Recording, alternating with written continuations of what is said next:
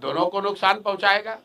गणित आप समझ लीजिए, पिछली बार दोनों गठबंधन को मिलाकर 72% वोट पड़ा है। जितने आप लोग पत्रकार अनुभवी लोग हैं जो ये कह रहे हैं कि जगह नहीं है, तीसरे का विकल्प का जगह कहाँ है, तो आप समझिए कि पहले तो भाई दोनों गठबंधन को मिलाकर 72% वोट पड़ा है, मतलब 28% लोगों ने तो पहले से ही इनको नकारा हुआ है। उस 28% का एक बड़ा वर्ग जो है वो जनसुराज को वोट करेगा। और दूसरा मेरा जो सबसे बड़ा आलोचक है, आपकी गणना को ही मान ले कि भैया दोनों का वोट थोड़ा थोड़ा काटे। मान लीजिए आपका जो भी गणना, हमारे पास तो थर्मामीटर है नहीं कि बता दें किसका कटेगा कितना, लेकिन इतना तो सब मान रहे हैं कि दोनों का कुछ ना कुछ नुकसान होगा, किसी का ज्यादा थोड़ा किसी का कम। अगर दोनों दल का 10-10% भी नुकसान हुआ तो उसमें जोड़ दो भैया 28% और 10-10% दोनों का काट दीजिए, कहानी खत्म। आपको लग रहा है कि भैया ये अरे ये कैसे होगा, हमको दिख रहा है कि इससे आसान तो कुछ है ही नहीं। आप लोग कह रहे हैं भैया इनका MY समीकरण है, और आप यही कह रहे हैं कि ना भैया 10 में एगो दूगो तो MY समीकरण वाले लोग भी आपको वोट दे रहे हैं। दूगो तीन गो मुसलमान यादव भी तो जनसुराज को वोट दे रहा है। तो भैया अगर दूगो तीन गो मुसलमान और यादव वोट दे रहा है तो 10% वोट उनका गया। आप कह रहे हैं एनडीए का ज्यादा कट रहा है तो 10% से ज्यादा उनका जोड़ दीजिए।